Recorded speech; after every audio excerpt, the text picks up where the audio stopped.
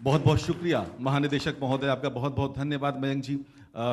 मित्रों, ऐसा कहते हैं, ऐसा कहा जाता रहा है कि दुनिया में जो तीसरा विश्व युद्ध संभावित है या कभी होगा वो पानी के लिए होगा। वर्तमान परिप्रेक्ष्य में ये बात कितनी सच है झूठ इस बारे में तो मुझे नहीं पता, लेकिन ये जरूर है कि पानी का हमारे जीवन में बहुत ज्यादा महत्व है। तो भूगर्भ जल स्तर की स्थिति क्या है, कुएं पोखर तालाबों की स्थिति क्या है, उत्तर प्रदेश की इतनी बड़ी आबादी, भला उसके पास पानी की स्थिति क्या है, इन सभी विषयों पर आज के कॉन्क्लेव का पहला सत्र आयोजित है कि सरकार कितने घरों तक पानी दे पाई। हमारे आज के मेहमान खुसूसी हैं, यानी कि हमारे आज के विशिष्ट मेहमान हैं सत्र के डॉक्टर महेंद्र सिंह, जल शक्ति मंत्री उत्तर प्रदेश। डॉक्टर महेंद्र सिंह कृपया मंच पर पधारें और इनसे बातचीत करेंगी डीडी न्यूज की वरिष्ठ पत्रकार रीमा पाराशर। तो शुरू होने को है हमारा डीडी कॉन्क्लेव का पहला सत्र जल शक्ति मंत्री डॉक्टर महेंद्र सिंह और रीमा पाराशर के साथ।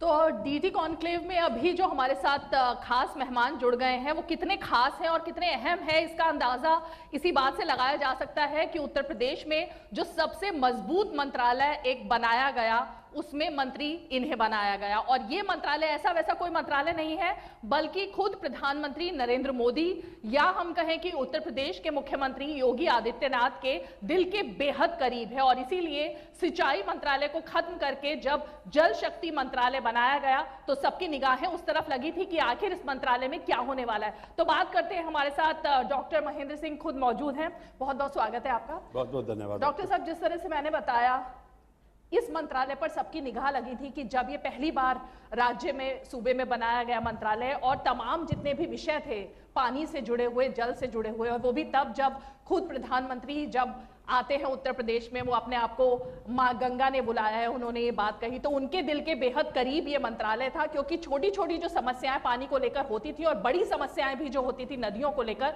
वो तमाम आपके अंतर्गत आती हैं। कितना बदल पाए आप उन समस्याओं को और कितना निपटा पाए अब तक? सबसे पहले तो मैं डीडी कॉन्क्लेव के लिए, इस मंच के लिए, समृद्धशाली मंच के लिए आप सबको धन्यवाद करता हूं कि आप सब लोगों ने, जैसा कि अभी हमारे डीजी ने कहा है कि ये 7वां कॉन्क्लेव हो रहा है और 7 का बहुत महत्वपूर्ण है। और 7वां स्थान हमारा यहाँ पर आप गोरखपुर में कर रहे हैं और इसलिए गोरक्ष पीठ को मैं प्रणाम करता हूँ, इस धरती को प्रणाम करता हूँ। और हमारे यहाँ कहा गया है कि समुद्र वशने देवी पर्वतस्त्रा मंडले विश्वपत्नी नमस्तुभ्यम पादर्श पर चमस्व में, मैं इस धरती को प्रणाम करते हुए, और 7 अंक कहा गया है, भगवान सूर्य पूरब की तरफ से आते हैं और पूर्वांचल में हम लोग बैठे हैं और इसलिए रथ में 7 घोड़े भी हैं और विजय रथ तेजी के साथ भारतीय जनता पार्टी का गोरक्ष पीठ से आगे बढ़ता हुआ निकलेगा। और निश्चित रूप से डीडी कॉन्क्लेव यहाँ पर हो रहा है, इसलिए आप सबका धन्यवाद और आभार मैं व्यक्त करना चाहता हूँ। जहाँ तक पानी की बात है, रहीमन पानी राखिए, बिन पानी सब सून, पानी गए न उबरे मोती मानस चून। और हमारे यहाँ कहा गया है कि जो सबसे पहला तत्व धरती पर आया वो जल है। जल के बिना ये धरती बेकार है। जल है तो जीवन है, जल है तो कल है। और हम बहुत भाग्यशाली हैं कि उत्तर प्रदेश में जल ही जल है। लेकिन जल का समायोजन करना, जल को नियंत्रित करना, जल को उचित स्थान पर पहुंचा देना, घटते हुए जल को बढ़ा देना और खेत तक पानी पिला देना, और खेत तक पानी ले जाना और घर तक पानी पहुंचाना, इन सब दृश्यों से उत्तर प्रदेश ने बहुत अच्छे ढंग से काम करने का एक प्रयास किया है। मैं आभारी हूं और धन्यवाद और बधाई कर देना चाहता हूं। आदरणीय प्रधानमंत्री नरेंद्र भाई मोदी ने जल शक्ति मंत्रालय का गठन किया और भारत का पहला राज्य उत्तर प्रदेश है जिसमें आदरणीय योगी आदित्यनाथ जी ने जल शक्ति मंत्रालय का गठन किया और मेरे जैसे एक छोटे से कार्यकर्ता को इस काम को दिया है। काम जब मुझको प्राप्त हुआ तो उस समय 3 तरीके की योजनाएं आदरणीय प्रधानमंत्री जी ने प्रारंभ किया। 25 दिसंबर 2019 को विज्ञान भवन दिल्ली से उन्होंने अटल भूजल योजना का और जल जीवन मिशन का शुभारंभ किया। उसके पहले 2017 से पहले 1.3% घरों में कनेक्शन पानी का था। आज की तारीख में हम 18% लोगों के घरों तक कनेक्शन पहुंचा चुके हैं। और बड़ी बात है कि लोगों, तो जो प्रधानमंत्री जी ने कहा था, प्रधानमंत्री कृषि सिंचाई योजना के तहत लोगों के खेत तक पानी पहुंचाना, मुझको बताते हुए आज उत्तर प्रदेश में खुशी हो रही है। आदरणीय योगी आदित्यनाथ जी के नेतृत्व में और आदरणीय प्रधानमंत्री जी के मार्गदर्शन में जो परियोजनाएं बरसों से लंबित थी, 1971 और 72 में सरयू परियोजना प्रारंभ हुई थी। केवल 78 करोड़ की परियोजना का शुभारंभ उस समय इंदिरा गांधी जी ने और नेहरू जी ने किया था, लेकिन तब से लेकर के आज तक वो परियोजना पूर्ण नहीं हो सकी थी। लेकिन आदरणीय प्रधानमंत्री जी के आशीर्वाद से और आदरणीय मुख्यमंत्री जी के नेतृत्व में हम सब लोगों ने प्रयास किया और एक बड़ी परियोजना भारत की उसको हम लोगों ने पूर्ण किया और आदरणीय प्रधानमंत्री जी के कर कमलों द्वारा हम लोगों ने राष्ट्र को समर्पित किया है। उस परियोजना के माध्यम से 14.5 लाख हेक्टेयर जमीन सिंचित की गई, 30.5 लाख किसानों को लाभान्वित किया गया। गोंडा, बलरामपुर, बहराइच, श्रावस्ती, संत कबीर नगर, बस्ती, सिद्धार्थनगर, महाराजगंज, गोरखपुर तक वो परियोजना आई। 5 नदियों को जोड़ते हुई परियोजना, जो पंडित अटल बिहारी वाजपेयी का सपना था कि हम नदियों को जोड़ करके उनका नदियों के पानी का सदुपयोग कर सके, तो जहां पर हम खेतों तक पानी पहुंचा पाए, वहीं पर ये पूरा हमारा तराई बेल्ट जो बाढ़ से प्रभावित होता था, जिसके कारण से जलमग्न हो जाता था पूरा एरिया, लेकिन आदरणीय योगी आदित्यनाथ जी ने एक ऐसा मार्गदर्शन दिया, ऐसा नेतृत्व दिया कि पिछले 5 वर्षों में जो 2017 से पहले लगभग 15 लाख हेक्टेयर जमीन बाढ़ से प्रभावित होती थी, वो घट करके 12,000 हेक्टेयर पर आ गई। 15 लाख से घटा करके हम लोग उसको 12,000 हेक्टेयर पर पहुंचाने का काम किया, यानी बाढ़ से भी मुक्ति दिलाई लोगों को, खेत तक पानी भी पहुंचाया, नदियों को जोड़ने का अभियान भी चलाया और लंबित परियोजना जो 78 करोड़ में पूरी होनी चाहिए थे, 9,802 करोड़ रुपए लगाकर उस परियोजना को पूर्ण करने का भी काम किया। तो हम लोगों ने जल जीवन मिशन के माध्यम से, अटल भूजल योजना के माध्यम से और प्रधानमंत्री कृषि सिंचाई योजना के माध्यम से, यानी संपूर्ण उत्तर प्रदेश को हम पानी पानी कर रहे हैं। बिल्कुल पानी पानी कर रहे हैं। और ये जो आपने इतना बताया कि क्या क्या योजनाएं चलाई, शायद उसी का एक अंजाम था कि राष्ट्रीय जल पुरस्कार, जो कि इतने कम समय में उत्तर प्रदेश नंबर 1 उसमें आता है और उत्तर प्रदेश को वो सरकार की तरफ से ये सम्मान दिया जाता है, ये एक अपने आप में बड़ी बात थी। लेकिन ये जो मैं चुनौती की बात कर रही थी, जल और जल से जुड़े हुए विषय ऐसे विषय होते हैं जिसमें आम जनता की भागीदारी बहुत जरूरी होती है और उसके बिना इन सब मुद्दों को रिजॉल्व करना बहुत मुश्किल होता है। वो एक चुनौती आपको लगी, क्योंकि तभी हम किसी भी नदी को भी सफाई की तरफ ले जा सकते हैं जबकि आम जनता की भागीदारी मिले, और वो एक बहुत कठिन काम होता है। बहुत अच्छी बात आपने कही और मुझको बहुत खुशी है कि 24 जनवरी 1950 को उत्तर प्रदेश बना था, तब से लेकर के अब तक पहली बार उत्तर प्रदेश को राष्ट्रीय जल पुरस्कार प्राप्त हुआ है। भारत का नंबर 1 का राज्य पानी के क्षेत्र में काम करने के लिए उत्तर प्रदेश सरकार को प्राप्त हुआ है। दूसरी बड़ी बात आपने कही है कि देखिए, पानी से बहुत सारी बीमारियां होती हैं।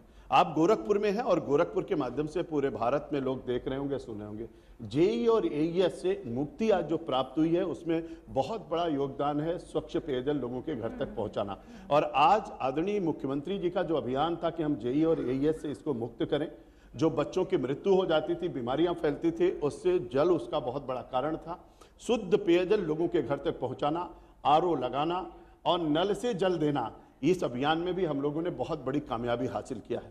दूसरी बड़ी बात आपने कही है कि नदियों की सफाई की योजना, यानी नमामि गंगे परियोजना के माध्यम से जो अभियान हम लोगों ने चलाया है, उस अभियान का प्रतिफल था कि जब हमारा कुंभ हुआ, दिव्य कुंभ और भव्य कुंभ, तो 72 देशों के लोग, 24 करोड़ लोग कुंभ स्नान के लिए आए। उन्होंने आचमन किया, जलपान किया, स्नान किया, सुरक्षित अपने घरों को लौटे। और बड़ी बात है कि डॉल्फिन गंगा में मिलती हैं। डॉल्फिन गायब हो गई थी, लेकिन इस सफाई अभियान के कारण से, नमामि गंगे परियोजना के कारण से, और आदरणीय प्रधानमंत्री जी ने कहा, प्रधानमंत्री जी उसके अध्यक्ष हैं, उन्होंने कहा कि गंगा सबसे ज्यादा गंदी कहां पर है और उसमें कितना काम हुआ उसको देखने के लिए मैं आना चाहता हूं। मैं आभार व्यक्त करता हूं, मैं धन्यवाद करता हूं, मैं बधाई देता हूं, अभिनंदन करता हूं आदरणीय प्रधानमंत्री जी का कि उन्होंने आकर के कानपुर में केवल देखा नहीं बल्कि गंगा में नौका विहार भी किया। और सीसामऊ नाला, जो दुनिया का, एशिया का सबसे बड़ा नाला, जो इसके माध्यम से गंदगी आती है, तो उसको हम लोगों ने टैप किया और आदरणीय प्रधानमंत्री जी ने वहां मीटिंग किया और पूरे दिन प्रधानमंत्री जी रहे। उनको देख करके आनंद की अनुभूति हुई कि जो माँ गंगा ने मुझको बुलाया था, मैं माँ गंगा के लिए कुछ कर पाया। और करने के साथ साथ हम लोगों ने सारी परियोजनाओं को पूरा किया। 400 नाले हमारे बिजनौर से लेकर के बलिया तक जो गंगा की हमारी दूरी है 1250 किलोमीटर, उस 1250 किलोमीटर के माध्यम से हम लोग अभी तक 250 नालों को टैप कर दिया, जिसका परिणाम ये हुआ कि आज डॉल्फिन गंगा में दिखने लगी, ऑक्सीजन की मात्रा बढ़ गई, कोलिफॉर्म की मात्रा जो घट गई। तो देखते देखते पूरे हमारे गंगा का जो अभियान था उसको हम लोगों ने आगे बढ़ाया। और बड़ी बात है कि कोई भी पॉलिटिकल पार्टी अपने लिए तो रैली निकाल सकती है, अपने लिए यात्रा निकालती है, लेकिन मां गंगा के लिए भारतीय जनता पार्टी के सरकार ने एक नहीं दो यात्रा, एक बलिया की तरफ से, एक बिजनौर की तरफ से, और जिसका समापन हम लोगों ने जाकर के गंगा के तट कानपुर में किया। और बड़ी बात है, 24 विभागों को लेकर के हम लोगों ने तय किया कि अब गंगा के दोनों तट पर ऑर्गेनिक खेती होगी, अब गंगा के दोनों तट पर खेल मैदान बनेंगे, अब गंगा में कोई भी नाला गिरेगा नहीं, अब गंगा में गंगा नर्सरी होगी, गंगा खेल मैदान होगा, गंगा घाट होगा, और ODF प्लस प्लस प्लस होगा, वो चाहे पंचायतें हो चाहे नगर निगम हो। 27 के 27 जिलों में इस अभियान को हम लोगों ने चलाया, और आज कहते हुए मुझको खुशी हो रही है कि आदरणीय प्रधानमंत्री जी के सपनों का जो भारत बनाने के दृष्टि से नदियों को, नमामि गंगे परियोजना को सफल करने के दृष्टि से आदरणीय मुख्यमंत्री योगी आदित्यनाथ जी जिस तरीके का अभियान चलाया है, वो उदाहरण केवल भारत के लिए नहीं बल्कि दुनिया के देशों के लिए है, जिसका नमूना हम लोगों ने पेश किया। तो डॉक्टर महेंद्र सिंह जी के बारे में हम अपने दर्शकों को ये भी बता दें कि क्योंकि कॉलेज में प्रोफेसर भी रह चुके हैं, और सिर्फ पानी से जुड़े विषय नहीं बल्कि अपने जो इनके विरोधी हैं उनके खिलाफ कई सारे इनके वन लाइनर्स जो है वो बड़े फेमस हो जाते हैं। और इसीलिए मैं आपसे, अब क्योंकि चुनाव की हम बात कर रहे हैं, मैं आपका सोशल मीडिया प्रोफाइल देख रही थी, उसमें आपने एक वीडियो शेयर किया है अभी, अब से कुछ ही देर पहले। आप उसमें लिख रहे हैं अखिलेश यादव का पूरा वीडियो लगा करके गुंडे बुलाते हैं अखिलेश आइए। तो ये क्या है, ये किस तरह से आप अखिलेश यादव को कहना चाह रहे हैं? क्या पहले और दूसरे चरण या अब तक के चरणों में जो समाजवादी पार्टी दावा कर रही है सीटें बढ़ाने का, कुछ ऐसी शंका लग रही है मन में? देखिए, आपको तो पता होगा कि अब तो पूरा गाजियाबाद से लेकर के गाजीपुर तक और बांदा से लेकर के बहराइच तक उत्तर प्रदेश तैयार है। योगी के लिए पूरा उत्तर प्रदेश तैयार है, और हर कोई व्यक्ति कह रहा है कि जो राम को लाए हैं हम उनको लाएंगे, और आदरणीय प्रधानमंत्री जी ने कहा जो कानून का राज्य लाए हैं उनको हम लाएंगे, और आदरणीय प्रधानमंत्री जी ने कहा यूपी प्लस योगी बहुत है यूपी योगी, और सोच ईमानदार काम दमदार, इसलिए फिर एक बार भाजपा सरकार। और इसीलिए मैं कहना चाहता हूं कि जो बात जो मैंने वीडियो डाला है उसका साक्षात उदाहरण आपको अगर देखना है तो 100 दंगे उत्तर प्रदेश में उसमें आपने देखा होगा, और जिस तरीके का दृश्य उत्तर प्रदेश में दिखाई पड़ रहा था, चारों तरफ आतंकवादियों को छोड़ने का अभियान हो, राम भक्तों पर गोली चलाने का अभियान हो, या गुंडे और माफियाओं को संरक्षण देने के अभियान हो, खनन माफियाओं के साथ खड़े होने का अभियान हो, ये सब चीजें लोगों ने अपनी आंखों से देखा है। और अभी जिस तरीके से जिन्ना की तुलना उन्होंने पटेल से, सरदार पटेल से किया है, उनके समर्थकों ने पाकिस्तान का जिंदाबाद लगाया है, इन सब चीजों को देख करके उत्तर प्रदेश की जनता पूरी तरीके से आक्रोशित है, और सबके मन में है कि वास्तव में उत्तर प्रदेश में कानून का राज्य होना चाहिए। और आदरणीय मुख्यमंत्री योगी आदित्यनाथ जिसने जिस तरीके से उत्तर प्रदेश का मान सम्मान स्वाभिमान वापस लौटाया है, कानून का राज्य स्थापित किया है, और इसके साथ साथ उत्तर प्रदेश का चतुर्दिक और सर्वांगीण विकास किया है। हम गोरखपुर में बैठे हैं, उन्होंने 341 किलोमीटर का पूर्वांचल एक्सप्रेस वे बनाया है, 594 किलोमीटर की गंगा एक्सप्रेस वे बनना प्रारंभ हो गई है, 247 किलोमीटर की हमारी बुंदेलखंड एक्सप्रेस वे बन करके तैयार हो रही है, और इतने के साथ साथ 70 सालों में 2 एयरपोर्ट और आज 8 एयरपोर्ट संचालित और 13 पर काम चल रहा है। 70 सालों में 12 मेडिकल कॉलेज और 5 सालों में 33 मेडिकल कॉलेज बनकर के तैयार हो गए, 2 एम्स तैयार हो गए, गोरखपुर का हमारा फर्टिलाइजर कारखाना चालू हो गया। बड़ी बात है कि अब उत्तर प्रदेश में केवल सड़कें ही नहीं, road connectivity, air connectivity, rail connectivity और मेट्रो कनेक्टिविटी का जाल हो रहा है। इसके साथ साथ अब अमेठी की राइफल भी गरज रही है, और हमारा डिफेंस कॉरिडोर के गोले भी अब जब दुश्मनों के छाते पर पहुंचेंगे तो उनकी छाती भी दहल जाएगी, और इसके साथ मेरे लखनऊ से ब्रह्मोस भी बनेगा। तब उत्तर प्रदेश मेरा पूरे भारत के अंदर नंबर 1 का राज्य होगा, $1 ट्रिलियन की इकोनॉमी होगी, और तब दुनिया के अंदर पता चलेगा योगी का राज्य और लोगों के मन को कैसा भा गया है, और इसीलिए हर दिल पे योगी योगी छा गया है। लेकिन हम जिस पूर्वांचल में यहाँ पर बैठे हुए हैं डॉक्टर महेंद्र जी, आप जिस गुंडा राज की बात कर रहे हैं, अखिलेश यादव तो आप के लिए लगातार जितनी भी उनकी कैंपेन चल रहा है, और अभी भी जब वो अयोध्या गए हैं तब भी उन्होंने यही बात कही कि राम सिर्फ आपके थोड़ी ना है, राम तो सबके हैं, वो तो भगवान है, उस पर तो सबका अधिकार है, तो फिर आप राम का नाम लेके क्यों हमेशा? इसीलिए भगवान राम तक जाने की हिम्मत उनकी नहीं पड़ी। अयोध्या की यात्रा में गए थे लेकिन प्रभु राम के पास नहीं जा पाए, हिम्मत नहीं पड़ रही है। देखिए, कहना एक बात है, कहने से कुछ नहीं होता। हम तो कहते हैं भगवान तो सबके, सबका कल्याण करते हैं, इसमें कोई दो राय नहीं। लेकिन सबसे बड़ी बात है कि वहां जाने के बाद उन्होंने क्या किया है, एक शिक्षिका के साथ कैसा व्यवहार उनके कार्यकर्ताओं ने किया। वहीं पर आदरणीय योगी आदित्यनाथ जी की यात्रा निकली, आपने देखा होगा, भूतो न भविष्यत, अद्भुत था, दिव्य था, जिसकी कल्पना नहीं की जा सकती। लेकिन उनकी यात्रा में क्या हुआ, एक महिला के साथ क्या होता है, एक बच्ची के साथ क्या होता, कैसी दुर्घटना घटित होती है, और वहां जिंदाबाद क्या लग रहा है।